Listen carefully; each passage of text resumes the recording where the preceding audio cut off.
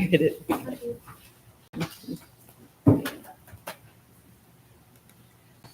Okay, calling to order regular meeting of council for April 16th, 2024. To start, I do have some opening remarks tonight.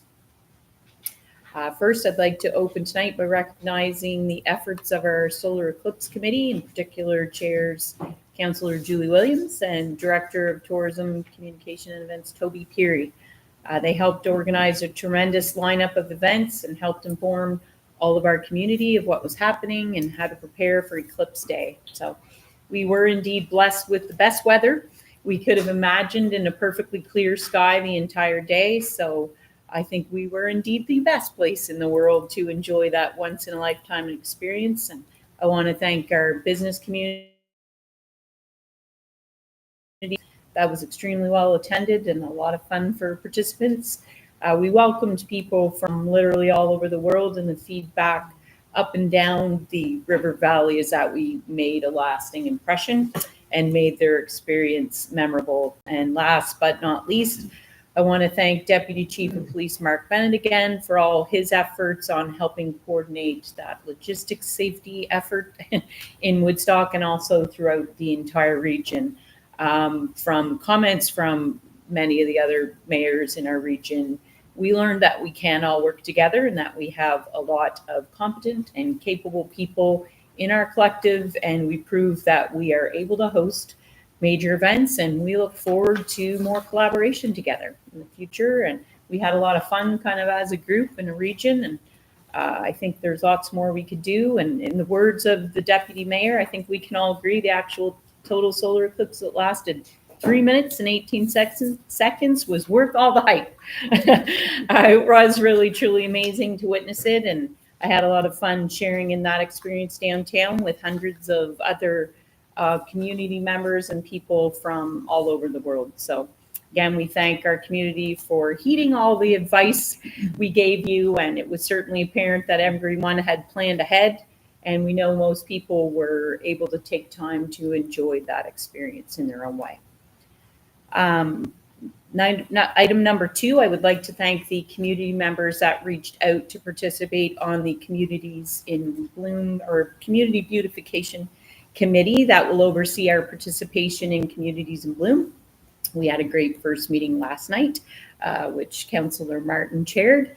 And we look forward to rolling out this program to our community members in the coming weeks. It's going to be a great opportunity for us to work together to beautify our committee. And we had lots of great ideas and lots of homework, don't we, already? So looking forward to that. Also, for final comments, I participated last week in the CHRA National Congress on Housing and Homelessness. As it was hosted in Fredericton this year, I took the opportunity to attend for the full 3 days. I got to meet a lot of people from across the country, largely from the nonprofit sector, who are all working to help combat the housing crisis. And there were certainly takeaways for me on the municipal side, and overwhelmingly, it was agreed that the 3 levels of government are going to have to work better together in order to truly make any difference in the coming years. So though housing isn't a responsibility directly of the municipal government, we still have a role to play, and more at the local level, which was heard all across the board last week, that we're finding ourselves further involved than ever, but yet still lacking the resources to be able to move things forward on our own. So I look forward to any opportunity that will bring all levels of government together on this. The updates to the municipal plan and zoning bylaws that will be moving through legislation in the coming months will put us in a better position as a municipality to fast track many different type of housing projects. And so we're looking forward to connecting with all our local developers in the coming weeks to share some of the updates and work with them on development incentives. So that's my opening remarks.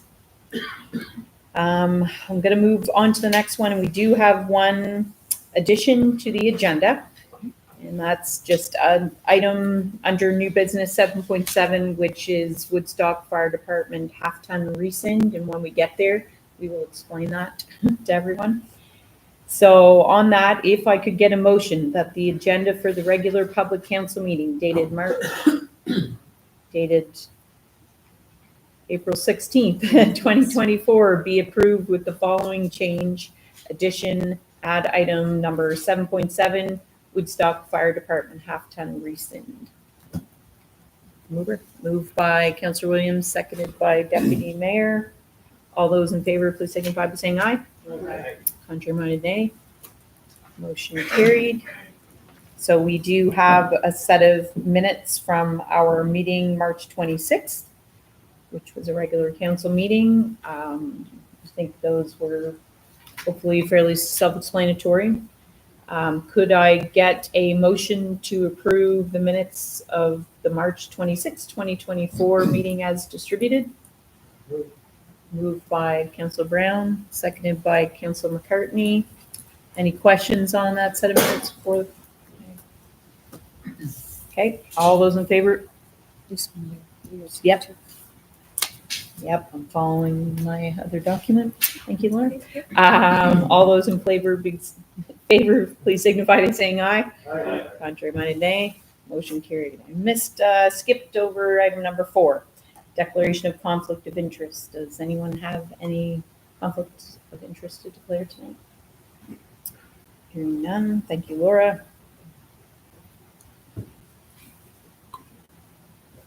Okay, so we are moving on to item number 6, CAO update.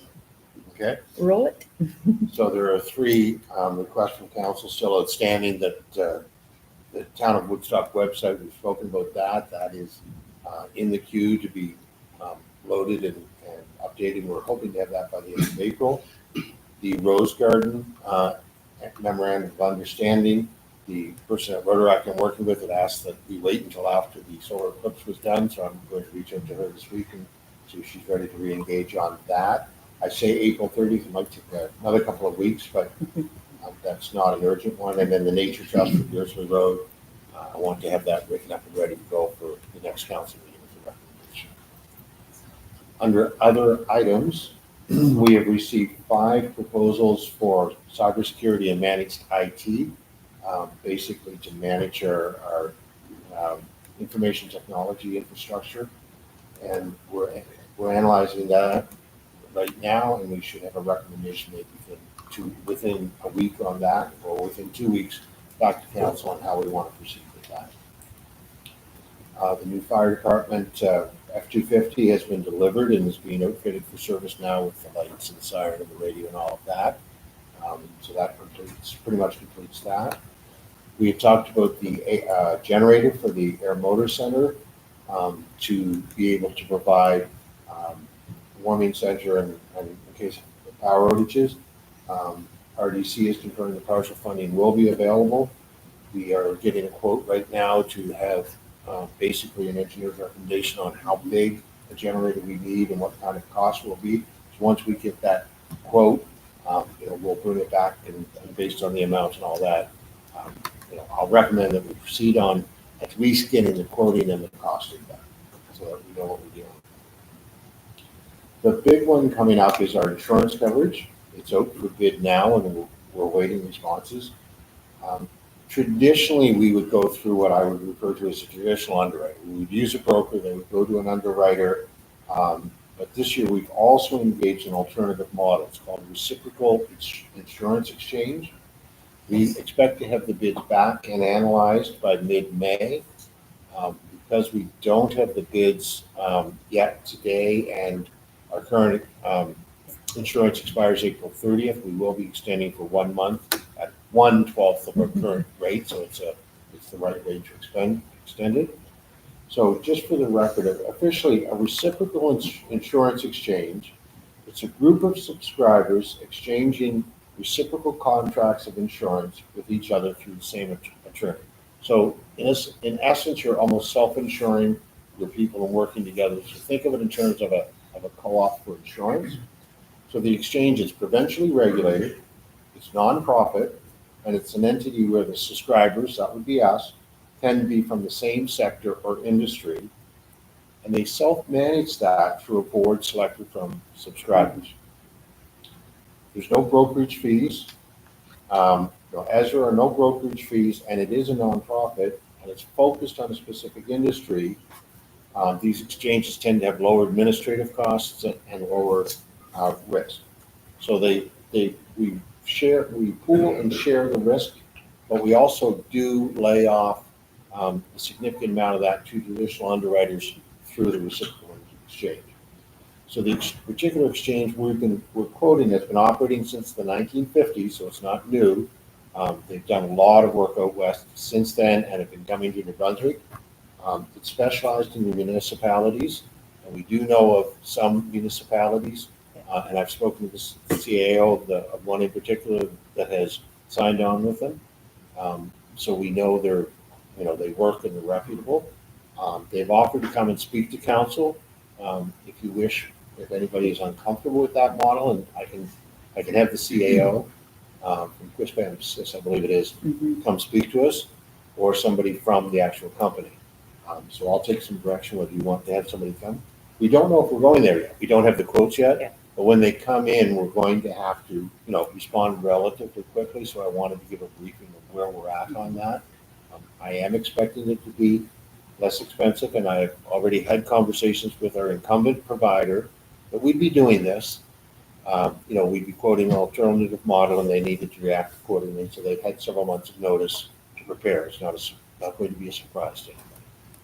So that is the big item that I wanted to brief you on. I think I'll add to that. I think everybody in the room should know the name, right? We're not shocked by or shouldn't be.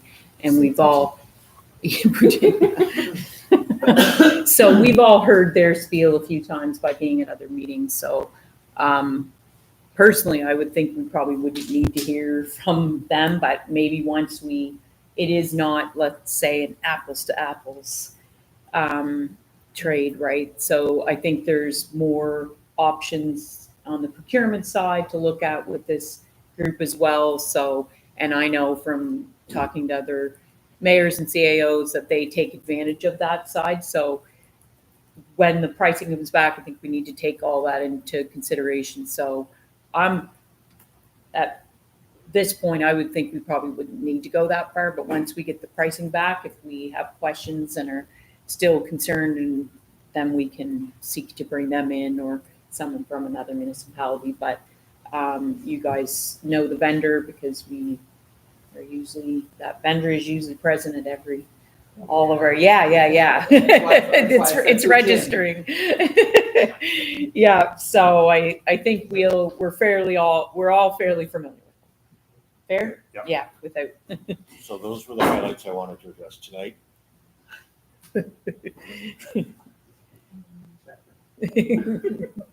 Okay, any questions for the CAO on his report before we move on? Getting close, I think we need to make another list for you. Oh, There's three almost. there's a few that aren't on there. We'll be beefing it up. Okay, so if that's good, we'll move on to new business. And item number 7.1, state of water infrastructure in the town of Woodstock. And I will say this is going to be a tandem effort, and all of a sudden the owl is getting the sunset. So it's a glare, but that's okay. We don't actually, there's nothing, Alan. Yeah, but Not big enough. that's okay. As long as everybody can hear, that's the main thing. So this will be a three-parter. So we've asked our director of utility, John Lyons, to participate in this communication. So I'm going to start. And I've got a few pages. So for this council and anybody that's listening, it has been about a year since our council became aware of the issues with the new Grafton Wellhouse project, and that it was deemed by Dillon Consulting to be usable only as a short-term temporary backup well in its current state. As shared back then, upon hearing that news, we sought to hire other consultants to get at minimum 2 other opinions. We made agreements with 2 consultants to do further investigation on the feasibility of using the Grafton Wellhouse, including whether it could actually be used as a temporary backup well. After much time spent with consultants doing further testing and research, The staff and council have concluded that the Grafton Well House in its current state will remain unusable even as a temporary backup well.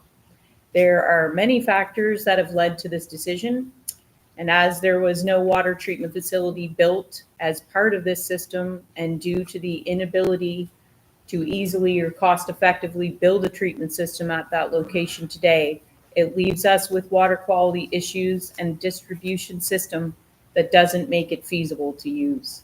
The further testing revealed that though the water generally meets the New Brunswick standards of potability for health purposes, there are many issues with the aesthetics quality of the water. The water from the Grafton well has a significantly different chemical makeup than the water we produce today from the River Well House located at the marina.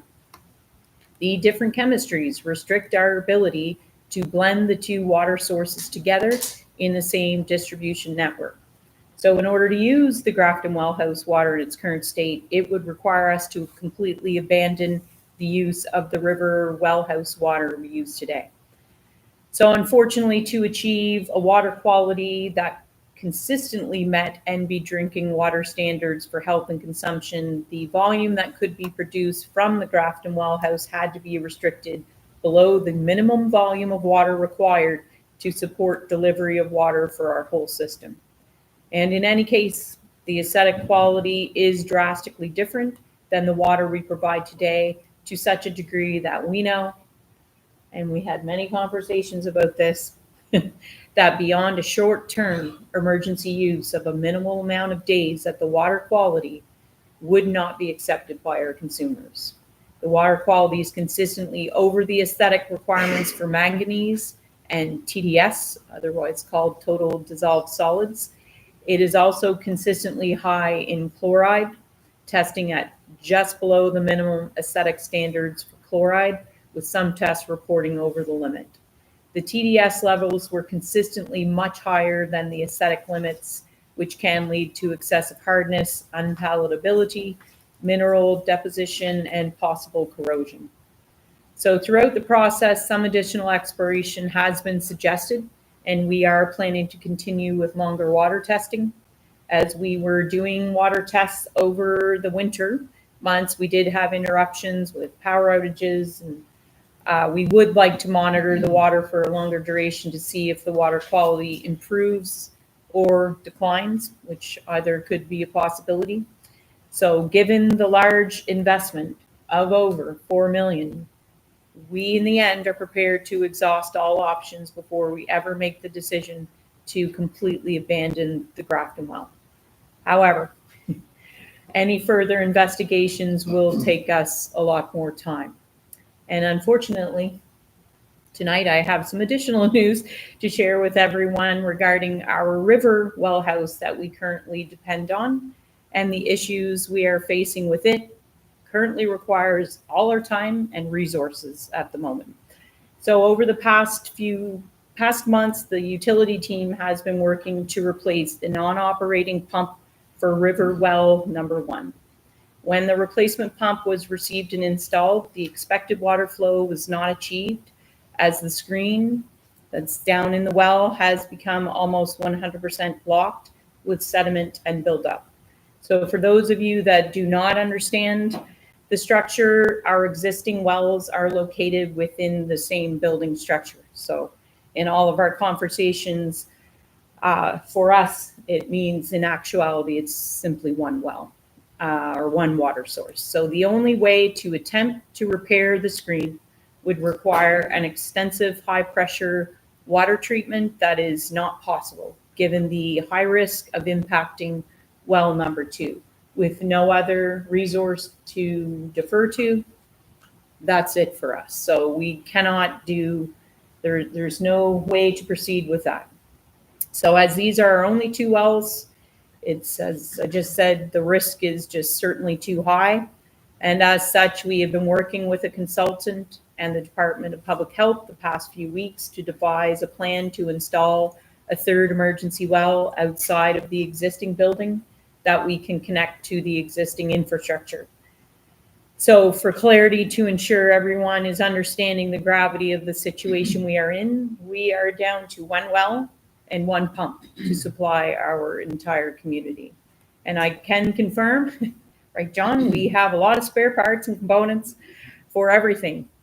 But should we need to do any repairs, that would require well number one to be offline. We will have no water, period. Not water that we need to boil, no water.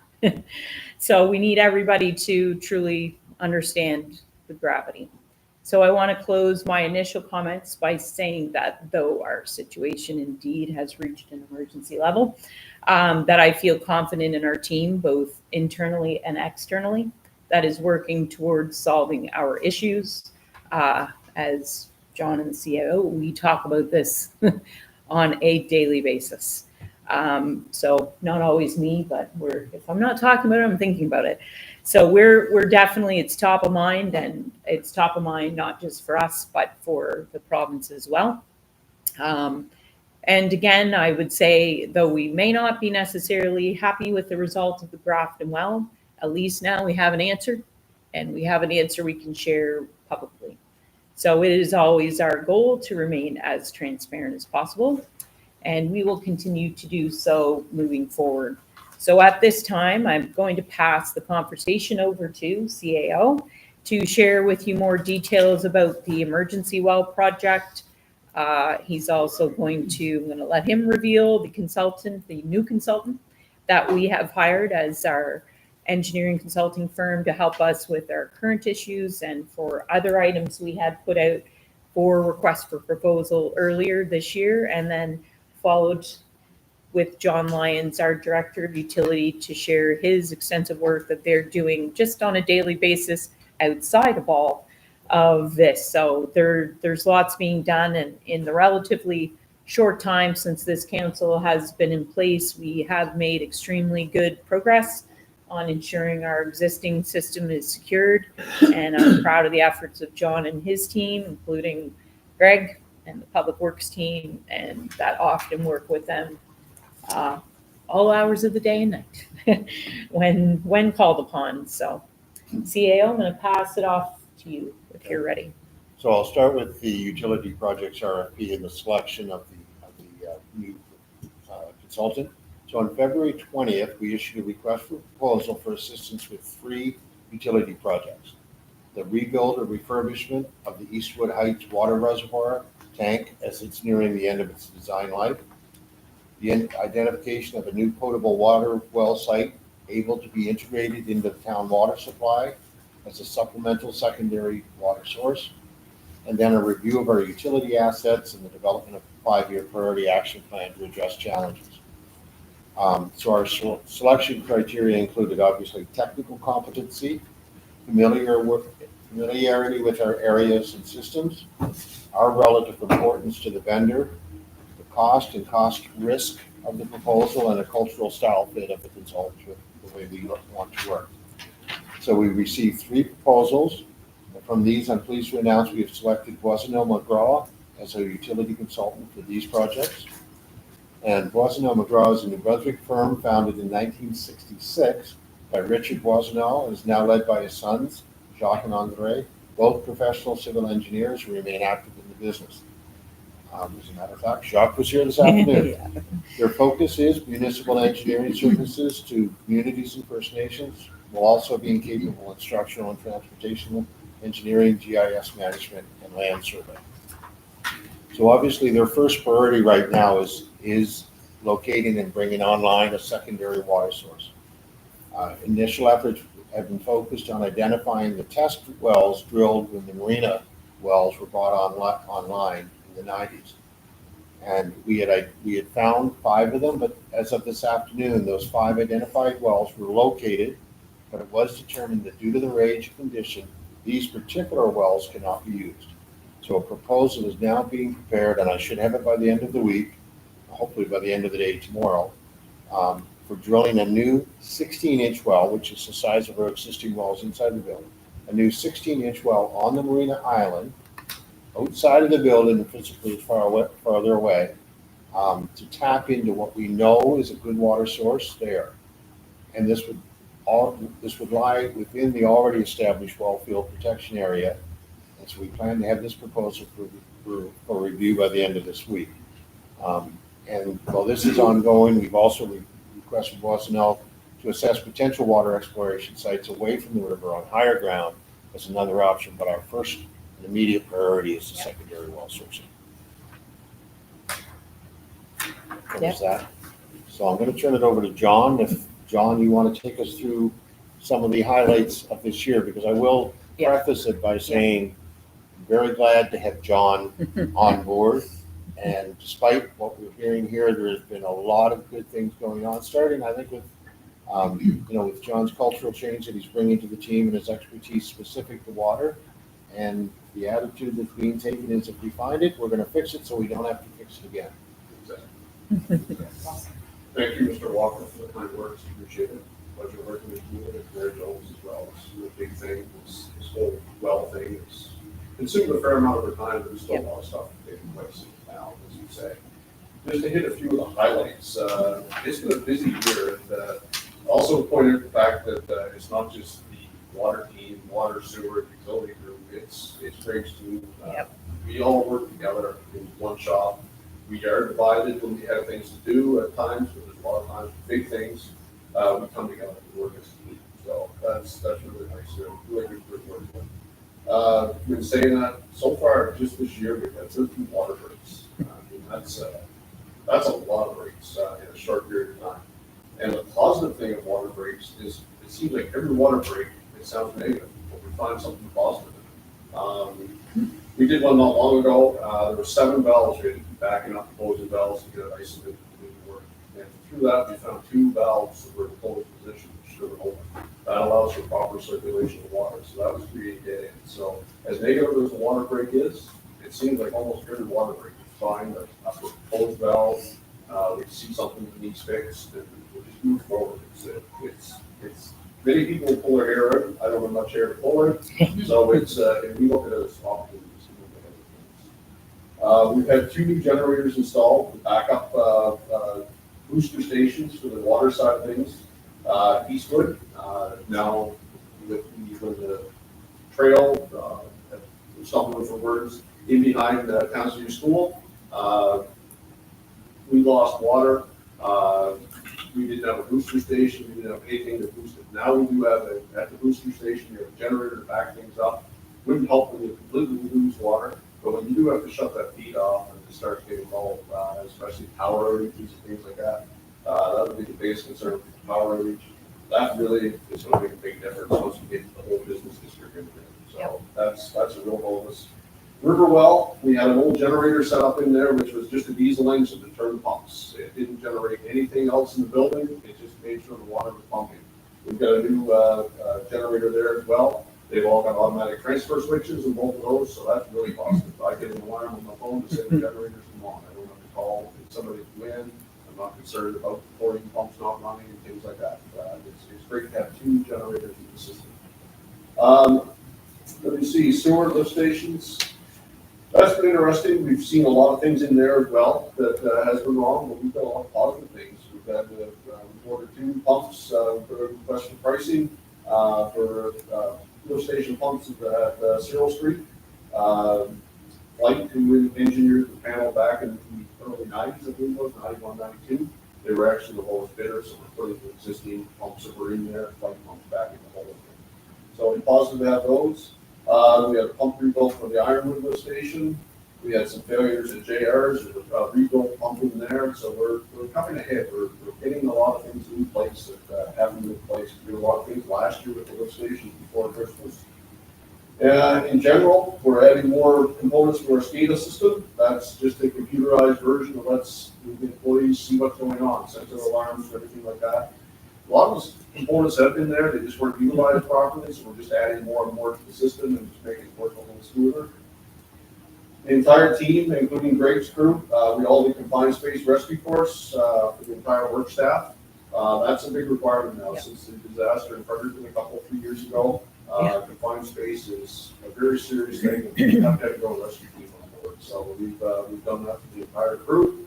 So we're more than prepared for confined space work now. So that's very positive.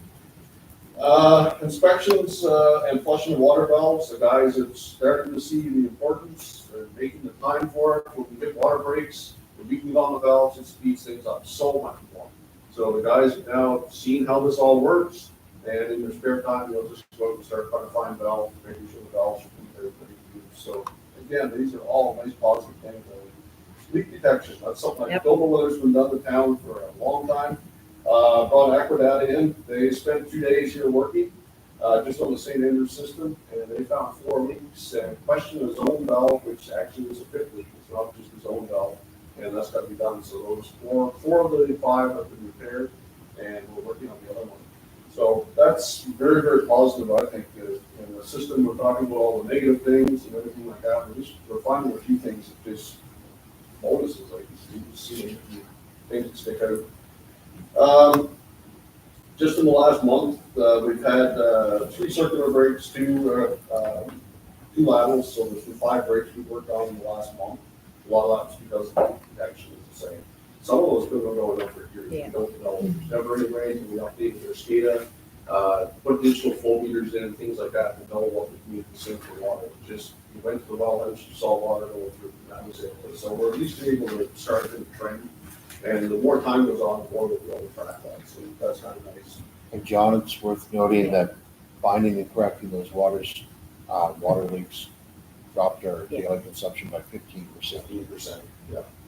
Just these And leaks. just in 4 weeks. Yeah, just Or- these another leaks. one. Yeah. Just before weeks. Yeah. So we're anxious to get the other one done, and we'll explore the rest of the system in due course. I've already talked back with that. They're really busy. They've started back to work because obviously the freeze up's over with.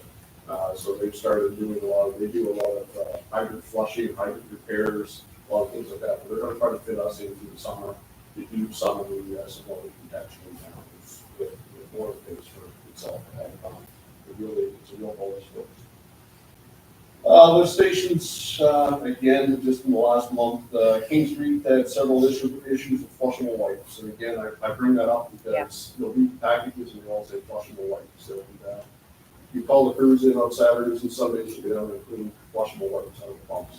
They're not flushable. It creates a real problem. We do have a system set up to a grit chamber that grabs some of the sand and some of the rags. There's so many rags going through the system that they are creating problems for pumps. So it's a good message to you. If flushable wipes are not flushable, even though it says it. You can talk to pretty much any operator in the municipalities. It's the same thing. So.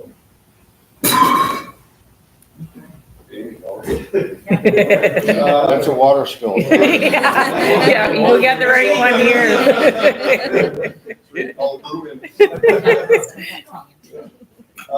We've had a few other small things fail drive, and Ironwood was not actually a failed drive, with some settings in it, so there's just a few things with pumps haven't been working properly, and they're getting diagnosed and fixed. Ironwood pump, we actually had one in for repair, there was a wiring in that's been fixed and brought back into place. As I say, leak detection, grit chambers, made notice of valves that were found during water breaks. We had a system failure on our, it was email. Our SCADA system sends alarms out by emails generated from the system, sent to our phones by SMS. And there was a whole bell mix up during the power outage about 3-4 weeks ago. And message was working, so we quickly found a way to get it working, but just temporarily by email to email. And now it's coming in from all there's a whole fan that works on that. There's really 5 of us that are listed on it. The on-call phone, if they're on the weekend, gets it first, it just keeps going down the list. So the system's really well protected. Like, everyone's getting alarms. Every 2 minutes apart. If I don't respond, the next person gets it 2 minutes apart. So that's done. And as I say, the guys have been busy inspecting and flushing valves. We've got a list of stuff that needs to be fixed up, and it's really nice. We're seeing some things in bad shape, but we're also seeing it as a chance for improvement. So we're working with it. That's really about all I've got. So, anyone have any questions? Awesome. Thank you, He's doing a John. Great job. Yeah, Thank you, John. yeah. Thank you. Again, as we've pointed out and we've talked about for a long time, as much as there's some big issues to solve, we are making continual headway every day on our existing system. And that is super critical right now, that we are investing and spending the time and efforts that we are, and thankful to have John and his team kind of really focused on that.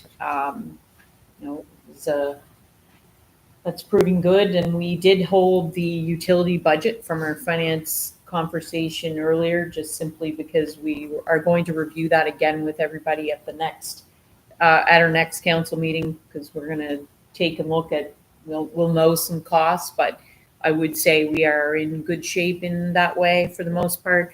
I've also had some conversations in the last week or two around emergency funding for this well and for future wells that are necessary for development, and also for us if the Grafton well ends up being completely not usable. So as much as it's an emergency situation, I feel really good about the team we've got to work towards solving this, and we'll get there. So any questions from anyone? Yes, go ahead, I have a Councilor. question going back to the well house. Yep. Is there anything that we can share kind of with the public about I know that we at one point said there was gonna be like a legal review done. Mhm. Yep, and that's still under review, so we're still working with our legal counsel, and thank you for that question. I think what we can say is, as soon as we are confident from our conversations with our legal counsel, they will help us prepare any types of statements that we send or get out to the public. So as soon as we're comfortable and we have something, we will share it as soon as possible. And I hope the general public's feeling the sense that we are being very transparent. I mean, some of this has been weeks, only knowing for weeks. And so we're trying to be as quick as we can and as transparent about the situation. Obviously, there was a lot of time and effort required to review the Grafton Well House, and literally we received the final report from one of our consultants April 5th. So here we are at the very next council meeting. So we're trying to be quickly transparent, and so hopefully we're building some trust with our community that we're on this. We're going to share information as we can. We will continue to do this. John, every month in his CIC reports, will continue to share the work that they're doing, and his reports are the longest of everyone's. But again, we appreciate the efforts. So we will share as soon as we're given the green light that we can share something. Anybody else have any questions at the moment? Anything come of the other possible two water sources on the Marine Island? So that was to clarify. That was what we found out, really confirmed this Today. week today. Today, Wasino was there. They have found all of the wells, but they're not. These are very, very old wells. They're full of rock, mud, garbage. So we can't clean it. And the two we were looking at were 8-inch wells. So we will drill to explore. We will drill in that area where we know the water is. The good news is we'll drill for a 16-inch well, and we already own the pumps. Right? So that instead of having to buy 8-inch pumps, we already own 16-inch pumps that we can drop down there. So we will. That's what we're looking at. We were hoping we were going to find a couple of wells that in the documentation that was reviewed by the consultant, as was shared from the province, we did get a cross section of the island, and it was visible that there were other wells drilled back in 1976, somewhere around there. So we were hoping that some of those wells may prove useful, but unfortunately they weren't. But onward we go. We will continue, because again, we knew that was a possibility. So immediately we're ready to pivot and continue. And again, right now, the financial concern to fix this situation, we have the capacity to deal with this one. Yes, we will be trying to seek some funding for it, but we'll get into more details on the finances. But I do, at least, even though that was going to be hopefully a quicker, cheaper solution, I think we're still okay either way. And I think it's worth noting the Brunswick government Yeah. is being very, very cooperative in responding to inquiries and turning around requests for reports and promise full cooperation at high speed to Yeah. work through this. Yeah, which is, it's important that everybody understands, everybody recognizes the gravity of this. So that's helping us get things moving as quickly as we want, which is really good. Any other questions? Yeah. Just a forward-looking statement, Marine Island. What if you were taking a look, but there's a big ice jam? Would there be something that you this engineering firm? I don't know, I'm not an engineer, but do you think that might be a problem? Maybe John could speak to that at all, or? Are you thinking to build to protect Yeah. it around? Yeah. Let me Go back start. to the old days when we had the big ice floes in the river. Mhm. Let me start, John, and then Yeah. you can correct and finish off. For instance, around the actual existing well house are large rock wall berms that are almost as high as the well house to deflect ice flows. So the real risk is ice flows dislodging stuff as much as water. The generator was built up 10 feet, 8 feet. They've taken the highest flood on record and gone. Above. Yeah. I think a few years ago, I remember, It's been a few, yeah. yeah, we had a close call there. Correct. Which is, Yeah. I think, what Yeah, initiated 2015. looking for an alternate water source other than there, which is why we do still want to look away from the river. But to your point, Council, we will certainly look at it. If we put another well down there, how do we berm it and protect from ice flow damage more than anything? We'll never protect against water coming in, but it's the ice flow damage that we will. Yeah. John, is there anything you want to Well, I add? think you covered it. There is a nice rock wall now. There's some boulders on the backside to keep the ice away from the building. Things like that. So, A good point, because that's what started the whole, I remember- yeah, I remember plan that. to seek for an alternative location. So that, we all agree is absolutely still necessary. And I think, at least the good thing is one of the things we sent out for request for proposal is help with a 5-year plan. So that will help us kind of at least set some priorities in place. And I would say that may land on it. That may land on the list if the engineers are looking and we think we're years away and we're still concerned that we need to add additional protection. And that's something that's definitely should be considered for sure. So this new well means on building. No, No, Well, will the electrical part be in its own? it will be tied into the existing. It's tied into the existing. A well, it should be inside the building, you can just wire it. So it will be set up the same as well. That's what we're set up. Yeah, because that was part of the problem with trying plumbing. Correct. Exactly, your electrical components are all exposed, right? So no, that's really a problem to be done that way. yeah, that's, And we have looked at, I may be going too far in the weeds, but we have looked at isolating within the building the electrical panels from the rest of it. Currently, there's not enough room, but once we get this other well up, there is a possibility to decommission the non-working well and make enough room to physically separate the electrical from the well within the building. if we can abandon that other well, yeah. Yes, And I think in a lots of the conversations as we're looking for another water source is redundancy. yes. We don't want to necessarily just go with the biggest well with the biggest volume. We need redundancy. And if that's multiple wells that produce lower volumes, but then they can share the load and provide some redundancy, that would be the kind of approach we would aim to see in the future. And we are, again, we'll continue to keep sharing as we move through this process, and so that everybody's up to speed on where some of these items are at, because as I'm sure it's not overly comforting for the general public to hear some of this. So we will continue to share information for sure. Any other questions on this one?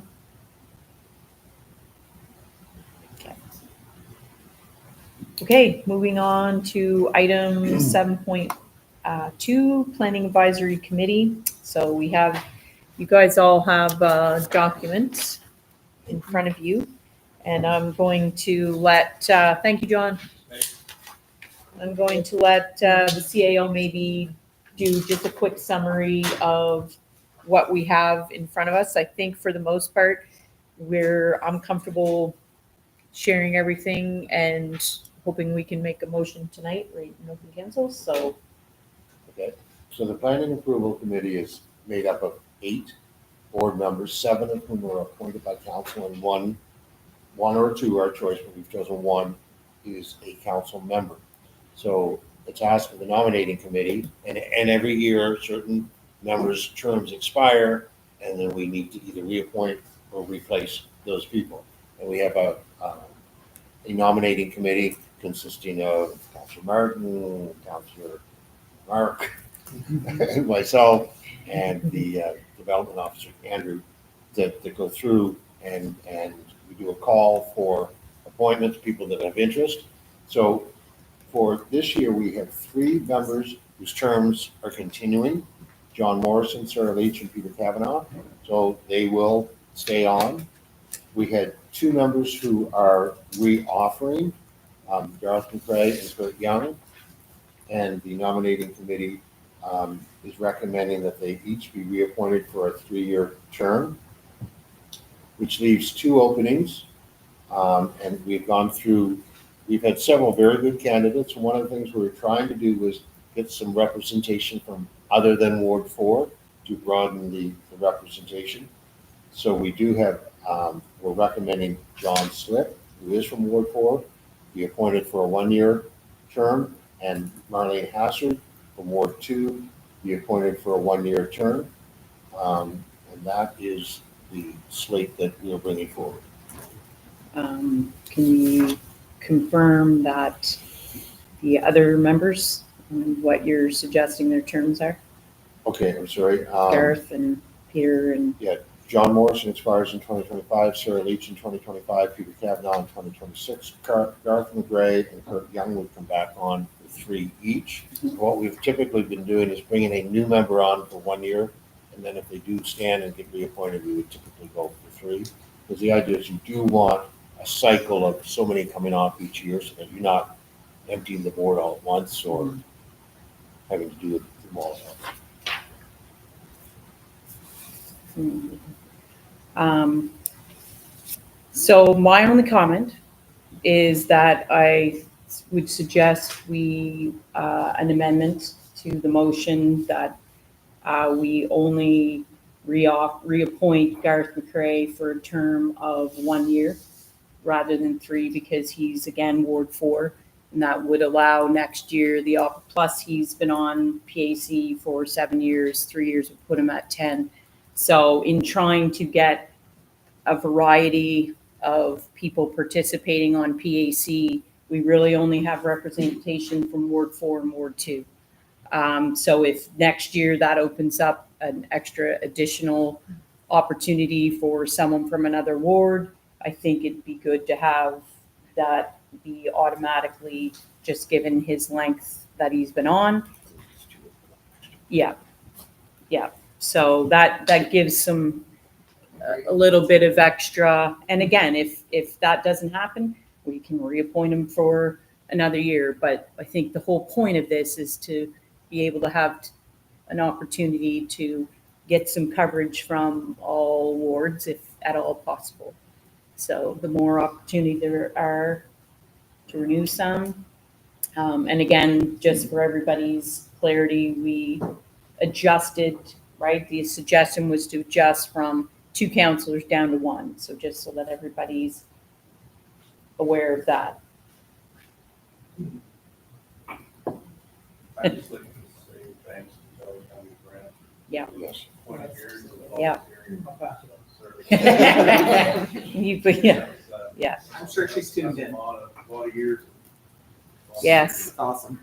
Yeah. I've Yeah. done a little something before.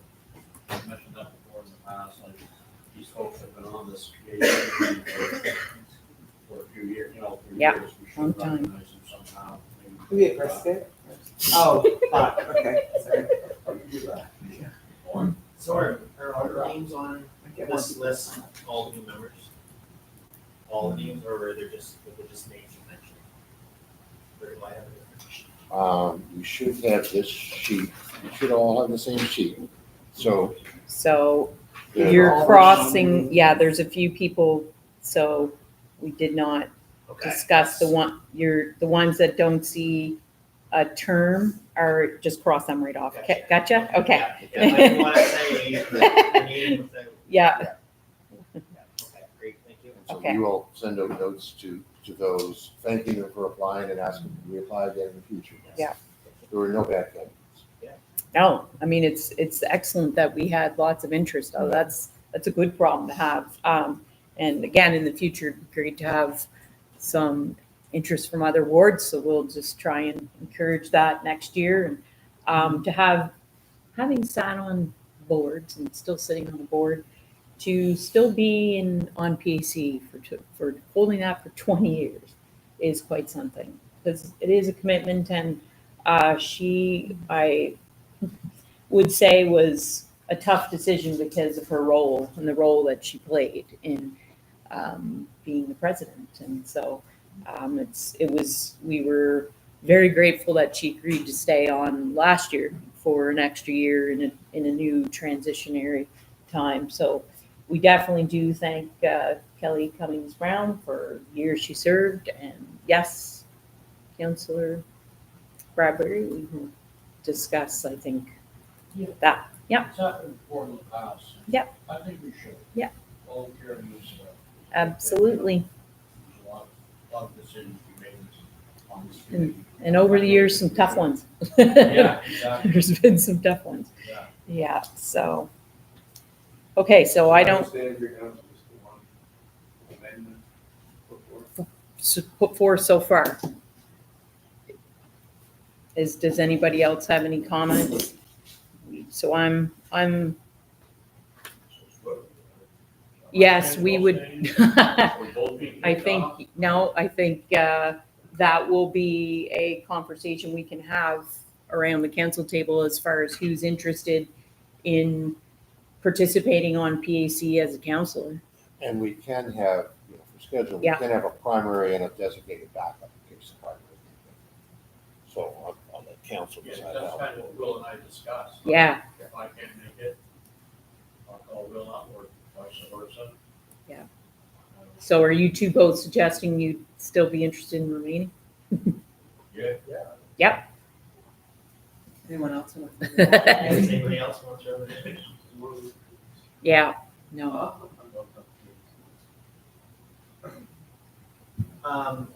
I'll just add, this past winter has been a little bit difficult for me. Luckily, there's been a few months where we haven't had meetings. Just with being at a new school this year, my lunch hour changed from 11 to noon. So I wasn't able to have my lunch hour from 12 to 1, which I typically had the year before. So I wasn't able to make a few of these past meetings, but I thoroughly enjoyed being on the committee. And I would love to stay on the committee if you guys still want me. I know Jeff would still like to do it as well. So I mean, it's just a matter of him and I both discussed. it's hard. If Jeff wants to stay on as the primary, Yep. I would be the second. If he can't make it, I will go in his place. That's. Is there ever a time where you won't be able to make it? Like if he can't, can you switch your lunch like one random day possibly? Yeah, and see, so we have 2 months left in, well, 3 at tops meetings left in this school year. And then I would be available all summer.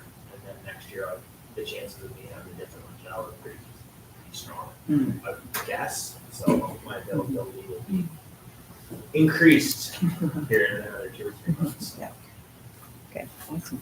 Just food for thought, so whichever. Everybody good with that? Whatever we want to decide. Here, those of us that are not volunteering. Okay, so on that note, we didn't really outline them, but as per conversation, are we good, or do we need to add that to the motion? Would you like to? No, I think I've got it captured in the minutes. I think Perfect. It's Great. okay. It's pretty clear.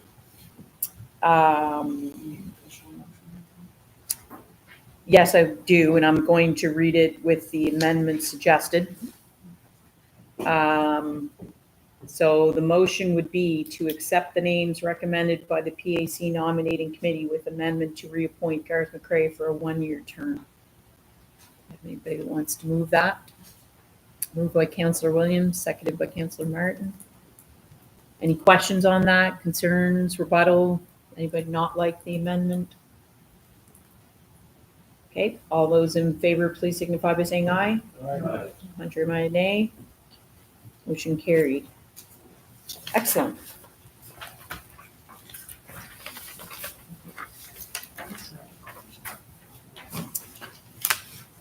Okay, what's up next? Item number 7.3, update on status of policing expansion. Okay. What have I got? Got a couple 3 pages for this one too, guys, but anyway, okay, so I'm gonna tackle this one, and essentially it's a big update for the public on this. And as we've shared with the general public previously, a managerial review of all municipal police forces was enacted early in 2023 by the Department of Public Safety. The initial assessment was completed late January of 2023. And in February of 2023, we were also asked by the Department of Public Safety to provide the department with a policing services assessment that would outline a plan for the Woodstock Police Force to police the full jurisdiction of the new municipal boundaries. So this assessment was intended to provide the department with information so they could appropriately assess the Woodstock Police Force's ability to provide proper policing for the expanded area, and it was submitted last April of 2024. I received a letter from Honorable Minister Chris Austin on March 28th, 2024. It outlines in brief that upon complete review of both the managerial review and the policing services assessment, that the minister has determined he is confident that the Woodstock Police Force is capable of taking over the new territory. I had expressed financial feasibility concerns to Minister Austin after the policing services assessment was submitted, and that we would at minimum need transitionary funds and likely subsidization in order to take over the full jurisdiction.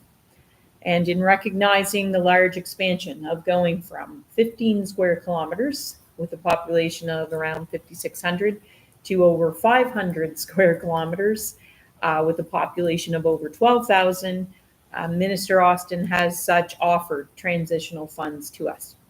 He also acknowledged that the policing model we proposed is vastly different from what the RCMP currently provides as a service, and ours is more expensive.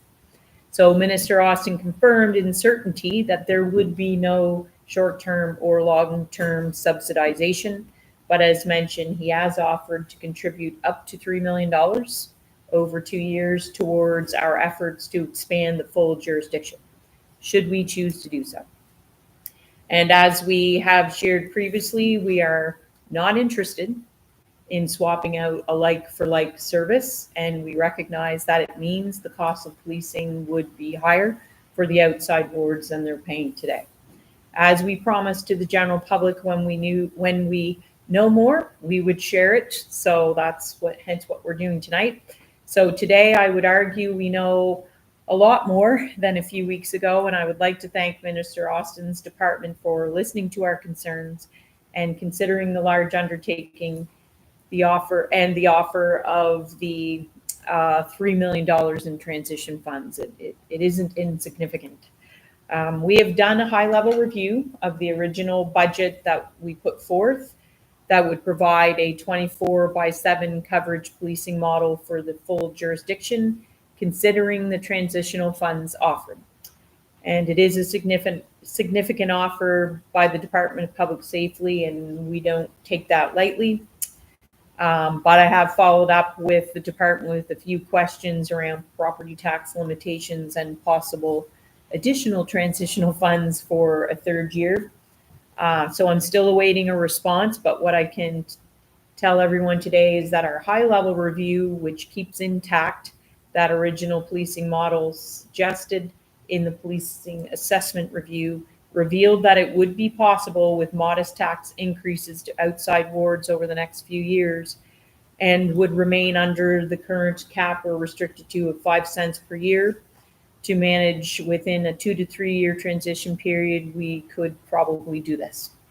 So therefore, we are committing to do a full and thorough review in the coming weeks.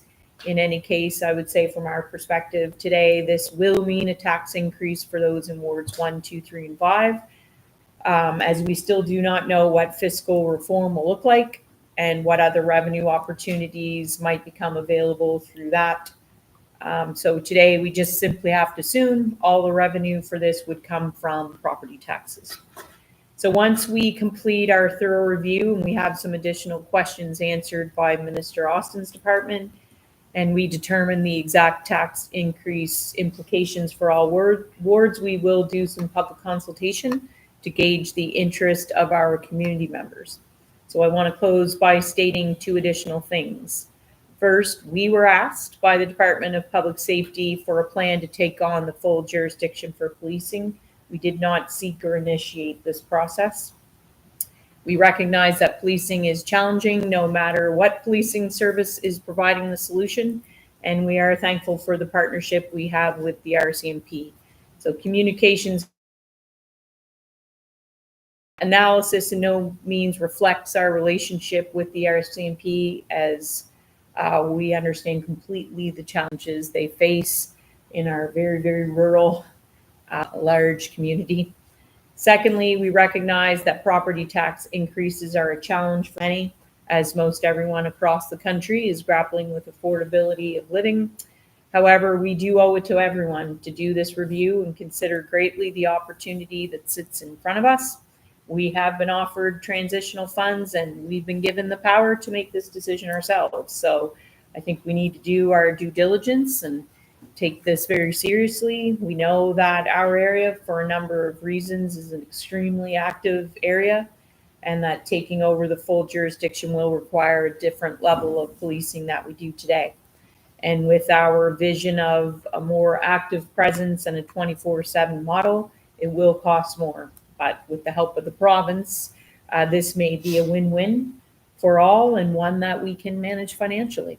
So we will provide more information over the coming months as we analyze this in more depth, and we will engage the public. And I know many people will have lots of questions around this, and really the biggest solve is we've got to do a extraordinarily thorough deep dive on the finances to make sure the numbers that were generated when they were generated are still relevant today. And we have to assume inflation, have to check on, the capability of hiring the number of officers we would need and the other personnel, getting the right equipment, the spacing. So there's a lot to consider. What might have looked like a 2-year transition may need to be a 3rd year. In particular, we're already a quarter away through this year. So we really will take and do our due diligence, but I think ideally we would be in a position this summer to make the decision as a group.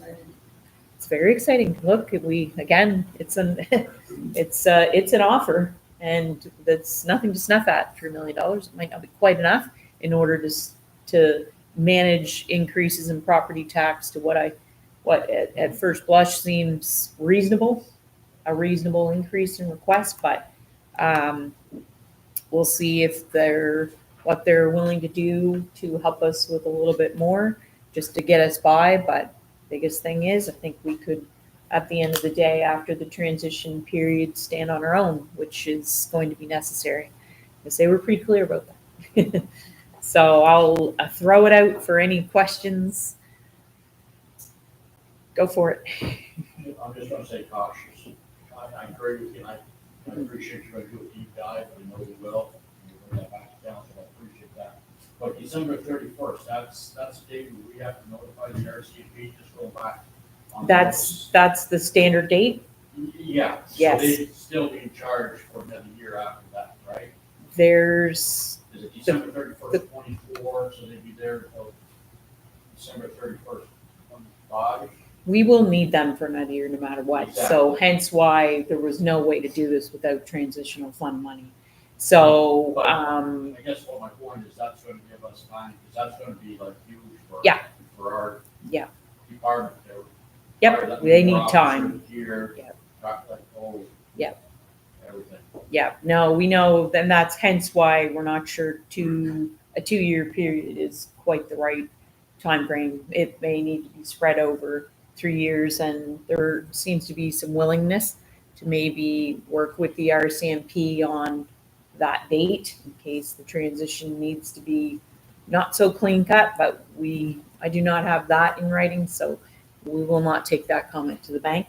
But that was some of the questions, a few of the questions that were asked. That is one of them, is clarification on when we transition or when we're ready to start the transition.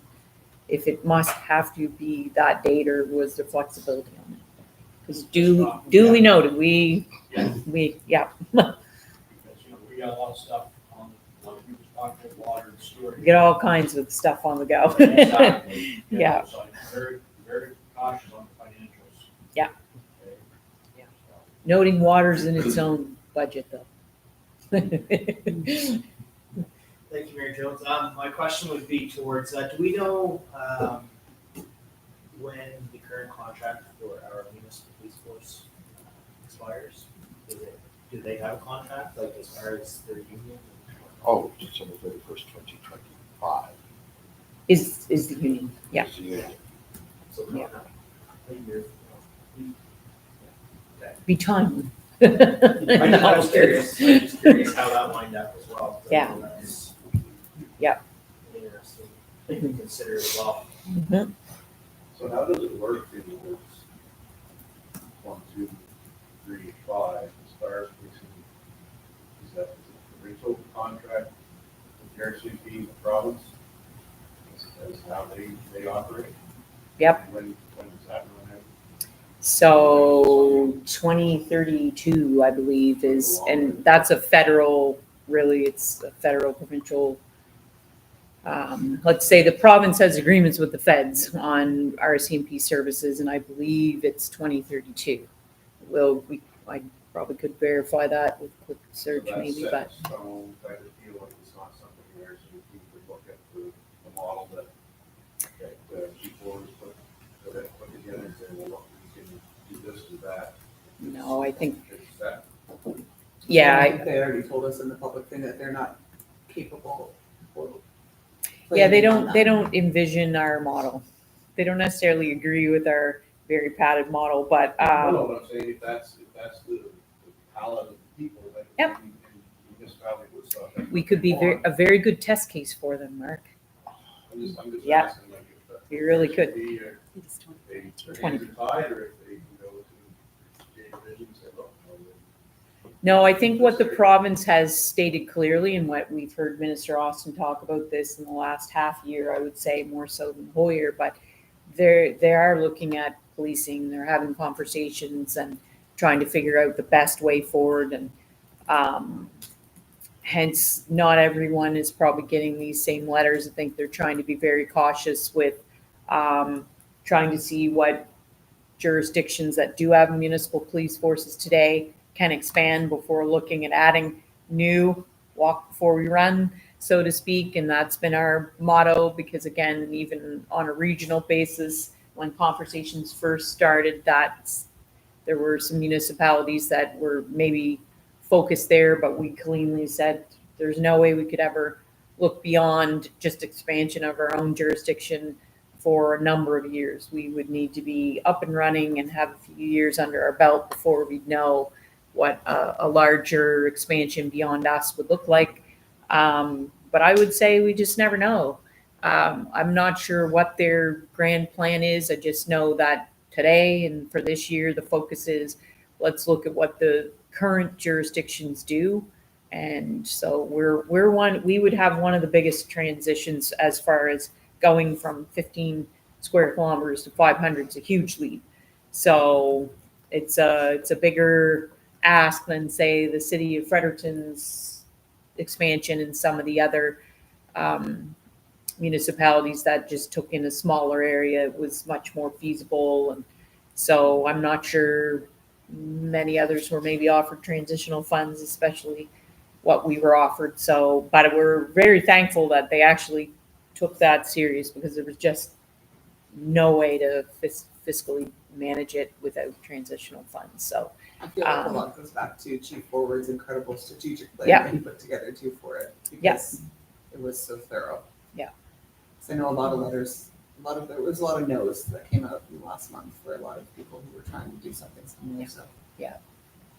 they still think we should carve it back, but if we fundamentally disagree with that, we don't need to move forward at all, and we can keep the RCMP. So I think as a municipal police force and conversations we've had, the desire is to respect the safety of our officers, and in knowing the ask that we're making of them, we trust a better 24/7 model. That's what we have proposed, and so far, every analysis we've done has maintained that. I'm not saying we're not going to tweak and adjust the model that's there, but we don't want to compromise it to the degree where we don't feel that it's in the best interest of us to offer, because when we take it on, there's no backup. The backup is far away at that point and focused on other areas. So we need to be able to stand alone, and that's going to mean different divisions and levels, and we're getting into not low to medium to high crime, and so we've got to be prepared to do that. And but I'm very confident. I know we all are very confident in the leadership in our Woodstock Police Force, and in our Woodstock Police Force in general. So if there was a time to truly consider it, it is now, with the group we have in play, and the status that they're in, because they're a healthy force overall. We have a low turnover rate in comparison to most, and good high job satisfaction, and that's quite something considering the work they do and the low overall issues that other municipalities and the RCMP are struggling with. So that's a good positive. So did I answer your question, Deputy Mayor? Oh, Okay. It is 2032, or Google it for me. Two questions, 2 points. Mayor Jones, I would assume we will be holding consultation meetings. I know we hosted one here at this facility. Will we be going direct to the communities Yes. this time?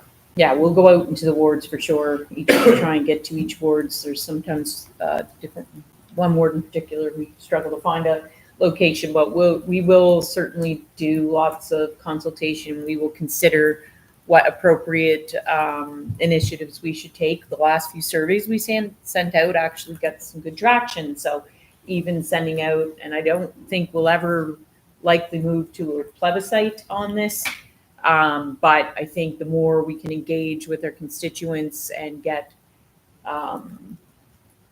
gauge where they're sitting with this, knowing the potential property tax implications for them, the better. So we will certainly make sure we get out there as much as we can, and if we need to do some online surveys, we can do that too. You just Yeah. heard on my second question. Okay. I was gonna say the surveys. Perfect. Yeah, we've gotten good traction with the last couple, and this is big. This would be a huge step and very big decision. Be a big chunk of our large budget going forward. So we want to do our due diligence. That's for sure. Right, Councilor Bradbury? We have other financial needs, don't we? Yeah. So beyond water. Any other questions? Comments?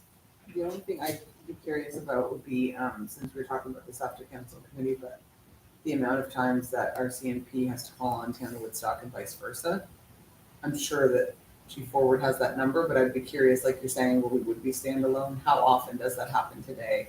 Right. And what would keep that from happening in the future? Like if we don't have RCMP to call on. Well, we're gonna have a lot more bodies. I know, we are, but we're gonna have a lot more coverage too. Yeah. So we got a longer drive to get to places too, so it's just something to consider. Yeah, again, I think bodies are a huge difference with the RCMP versus the numbers pop to pop that their ratio is, and they hate to always defer back to that term. And again, I'm not picking on our RCMP officers. They're doing what they can with what they're able to do, and they do a tremendous job. And I don't think our constituents blame them either. It is what it is with the system, and I guess I'm thinking Yeah. even in reverse, because Yeah. sometimes Chief Forward or Deputy Chief Bennett have to call the RCMP for backup too. Mhm.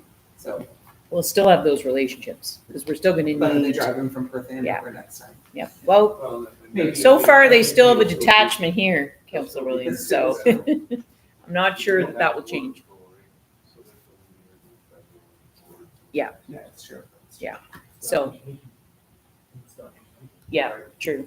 Yeah. So one of The the word standalone just scared me. there is well, because essentially within our jurisdiction we need to be able to manage Mhm. the bulk of it. We can't always be reliant, but on a day-to-day, ongoing basis, which is why would we trade and just offer to do it like for like? Why would we do that? Mhm.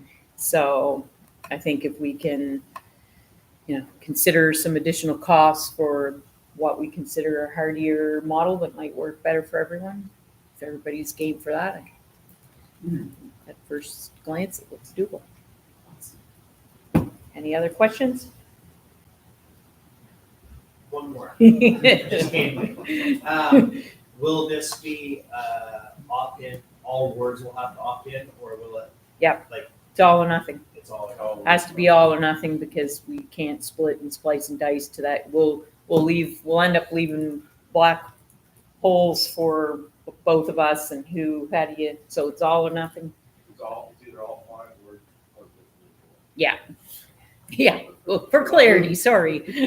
Yeah, so somebody doesn't call and think that we're, yeah, so it's all 1, 2, 3, and 5 all have to, it's all or nothing for them, yeah. Ward 4 will not be changing, thank you. Okay, any other thoughts, Councilor Bunny? Okay. All right, it's good though, it's exciting. Very exciting. Okay, moving on to item 7.4. Notice of planned exploration work within municipal boundaries. So we were provided 2 notices. Does media have copies back there, Laura? No. Media? Okay.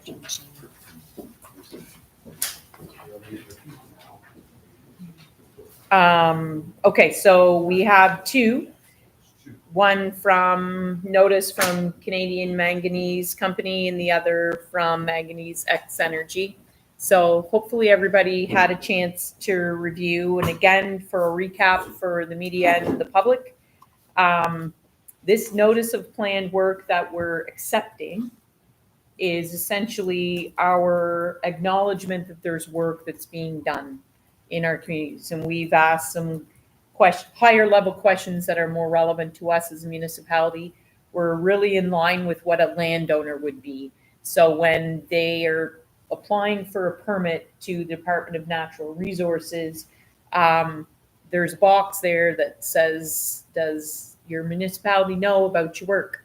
And then this is what they would provide to them, that yes, here's where the municipality is signed off that they know about our work. We are not in a position in this endeavor that we're approving their work. That is the job of the Department of Natural Resources. So our role in exploration is simply they have to tell us about their work. So this form is one that we developed internally, and this was reviewed by the Department of Natural Resources, and they gave us a couple small suggestions, but outside of that, they were, And they yeah. asked if you could steal it to use. Yeah, exactly. Then they wanted to borrow it. So, so I think at the end of the day, it's fairly simple, but this is also the first time we've used this and seen it in action. So I would love to open it up for questions. I don't know, CAO, if we want to pick one and maybe go for the benefit of the public, go down through Sure. what at least the questions are? Do you want to I can then, do that sure. if you want to do that. you go for it. Okay. I've talked lots. So really what we were trying to do when we developed the forum is answer the questions that the public would be asking of us. So first off, who are you and who are your representatives? Give us a brief description of the nature, purpose and nature of the work. So I'm using the Canadian Manganese Company one, and they're saying it's completion of a 12-hole geotechnical drilling program at Plymouth to provide data for initial quarry engineering design work and for development of the feasibility study. They then told us the PID numbers and the mineral claims numbers, and that it is not on Crown land. We asked them when the work was going to begin and end. So for this piece of work, it's going to begin on or after May 16th, 2024, and end on or before December 31st, 2024. And this has to be renewed on an annual basis. So they're being a little generous with themselves, allowing them to go to the end of the year. Then we wanted to know about the intended hours of operation, days per week, and what hours of the day. They will be operating 24 hours a day, 7 days a week, as in previous years. They will consult and communicate closely with the neighboring residents and drilling company to minimize any disruptions to local residents. We wanted to know the nature of the equipment to be brought to site. They will be bringing a diamond drill, skid, bulldozer, excavator, casing hose pumps, and light vehicles. And how will you get there? What roads will you be using? And that'll come in through the Plymouth Road and the Simcox Road. It was important for us to understand, will blasting or other major disruptions occur? And if so, tell us the nature and timing. There will be no blasting. The equipment will be offloaded on the headlands to minimize disruption and safety concerns for local residents, and the vehicles will be parked off the roadway. We also wanted to know what municipal resources they needed from us. Did they need water? Did they need anything else? And the answer is none are anticipated. Has consent from all landowners been received? And the answer is yes. And then we asked them to describe the communication plan to the surrounding residents. And the Canadian Manganese Company has said communication and engagement plan is through door-to-door visits with local residents who live in close vicinity of the drill site.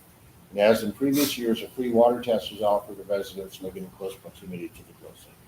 So that is the nature of the questions we have asked, trying to list all the material. And again, we are confirming receipt of notification. We're not giving approval.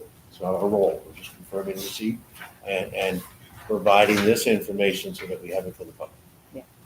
And the objective for us to bring it to council was to be very transparent with the public so that they're aware that we've received notice that there's going to be planned work. So so we've received two, one that was dated April 9th, one dated April 11th. From our perspective, I feel prepared to expect us to maybe handle this tonight, but if there's questions and concerns, we can discuss it and make a decision together. But does anyone have any thoughts, questions? Pretty straightforward. Yeah. I'll say, I think all the bases are covered. Yeah. Leaves nothing unknown, so. Yep. They were both almost identical. Yeah.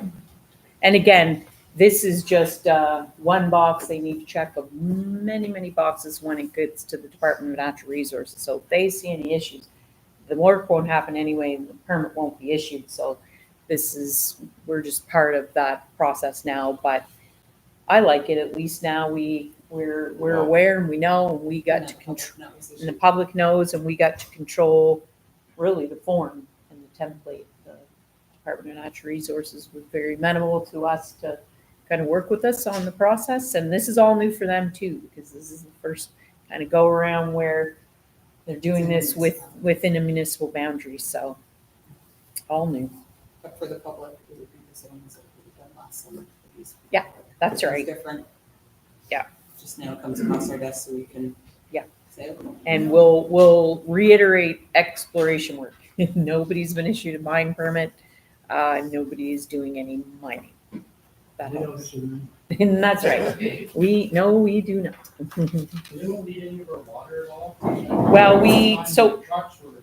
yeah, so far they have said no this year, but Yep, they, It makes it sound like they're literally just stripping the holes. Well, it's winter time last time too. Yeah. They couldn't get water. that's right. So that's why they- Yeah, there was